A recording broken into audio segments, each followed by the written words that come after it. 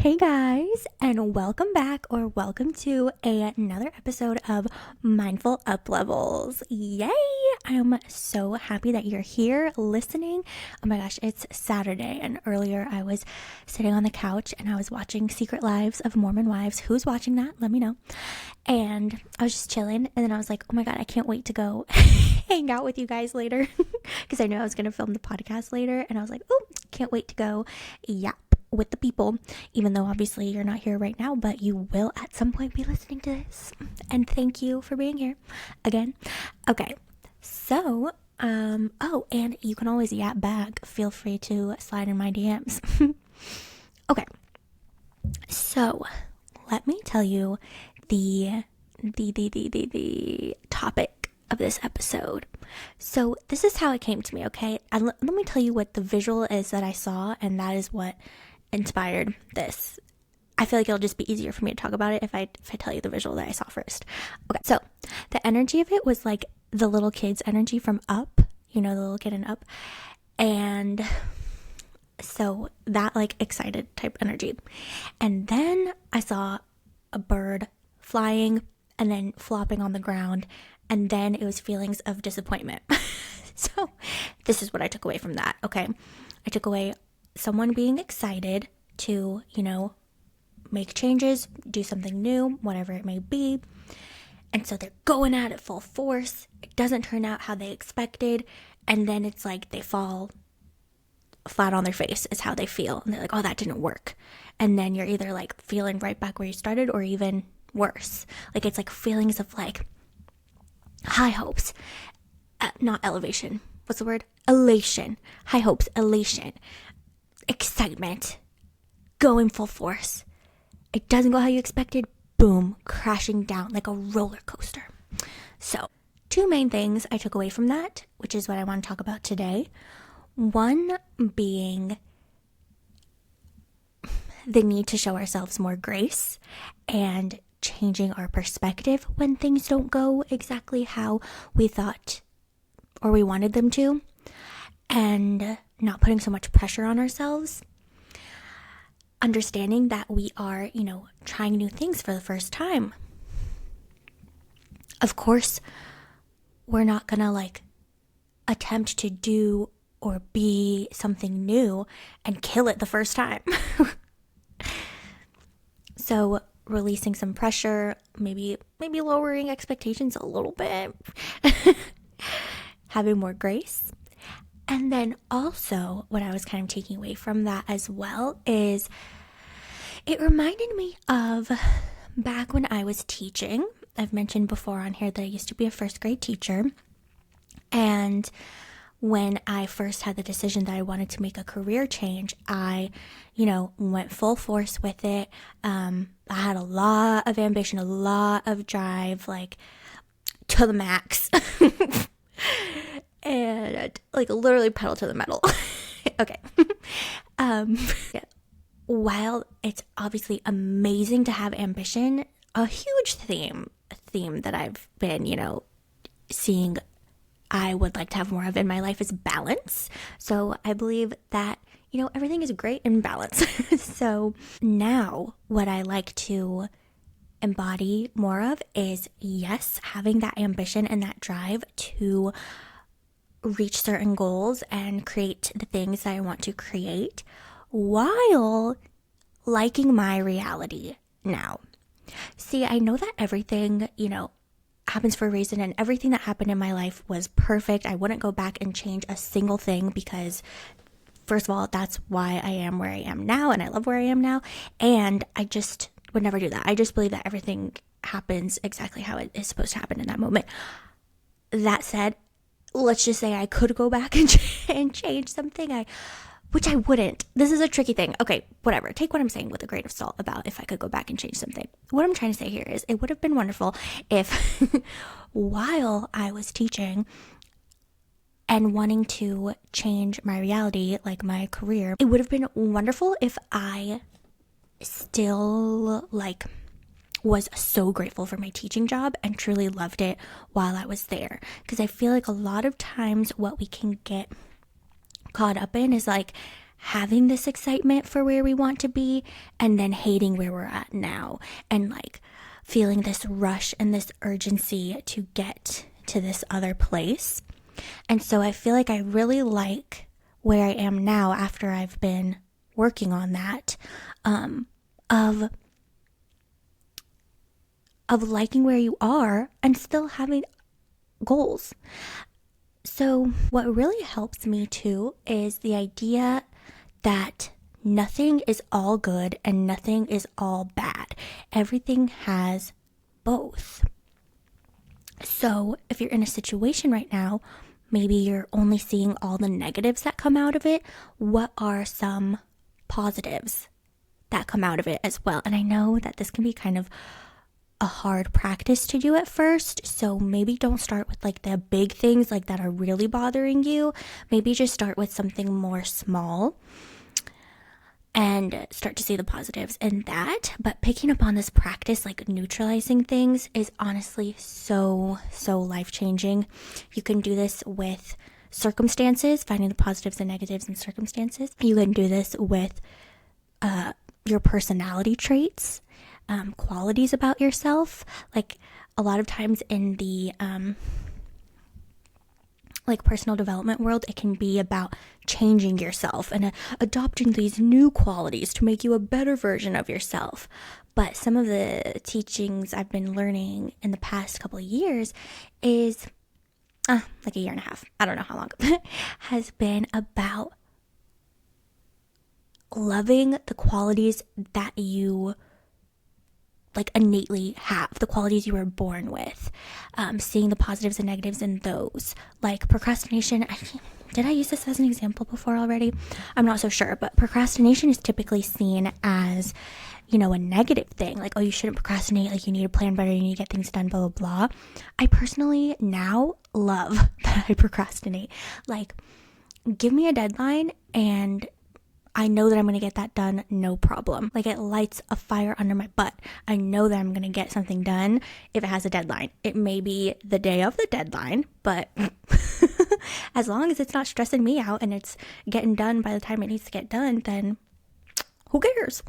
Or even like people pleasing. Like, I used to hate that I had people pleasing tendencies. But you know, instead of like hating something about ourselves and like hating ourselves into change, I've noticed that it's true that once you start to just accept these things about yourself and not shame them and wish they would go away, they like naturally kind of fade away. Like, what's something good about people pleasing? I'm very good at like reading the room and picking up on other people's energy, which yes, that can be overwhelming, and also it's just like a good thing to have, like being able to read the room. Like, I feel like that's kind of like a good thing to have. I don't really know how to explain that. Not a necessity to have. That's not the right word. I don't know. I can't think of the word right now. Okay, being attentive to people's needs. Well, obviously you don't want to go overboard and put everyone else's needs above yours. However, obviously caring about people is a beautiful trait to have, and you want to be a caring friend, a caring person. So you can do that for situations too, seeing the positives and negatives in them. Like for me, I think I have said before on here how last year I lost everything. I got laid off. I broke up my 4.5-year-long relationship. I moved out of the state that I lived in for 20 years. This all happened in the span of less than a week. So my life was completely different. I had a like completely just cleared slate wiped clean, or whatever the saying is. And I'm really happy about my perspective in that situation.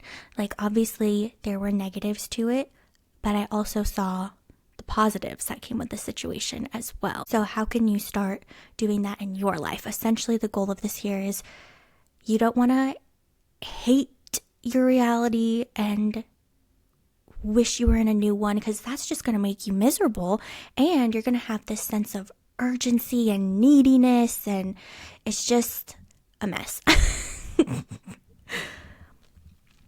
I personally would prefer to not live that way. Okay, so that's the first thing.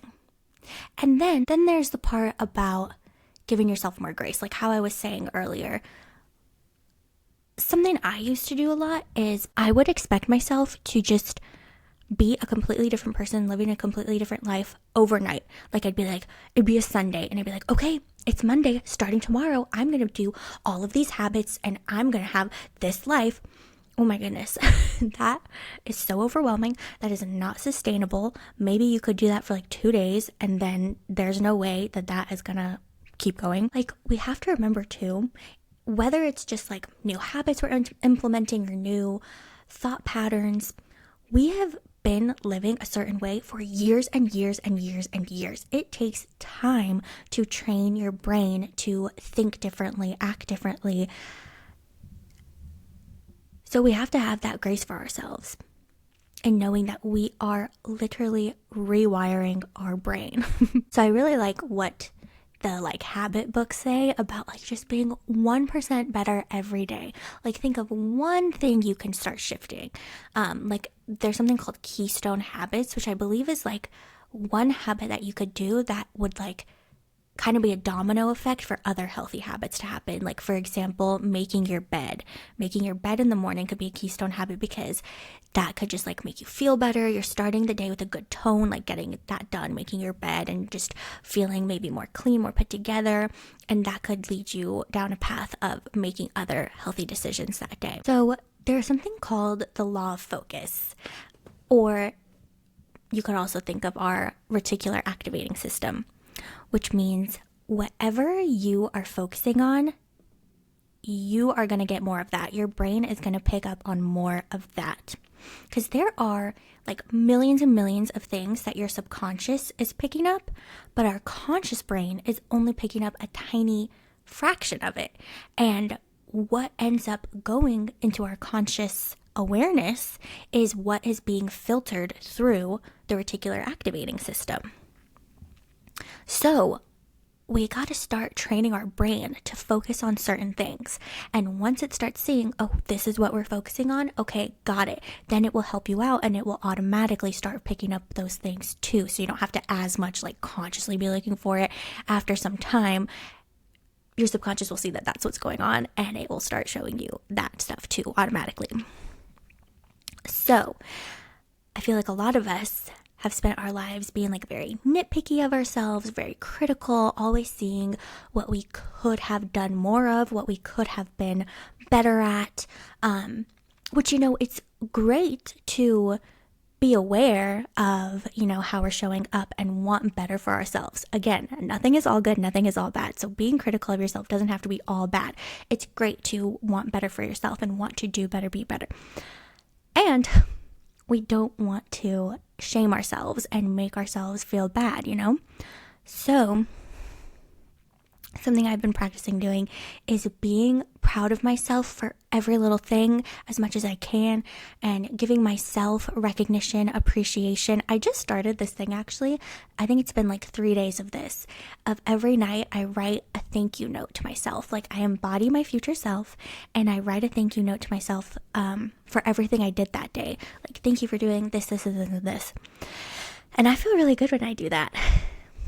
So it's really nice to give yourself that recognition, and even throughout the day too, not just at the end of the day, but throughout the day, starting to practice being like appreciating yourself for everything. I mean, literally every little thing you can think of. Like, thank you for getting outside today and getting some sun. Thank you for going on a walk and getting some movement in. Thank you for nourishing our body with this food.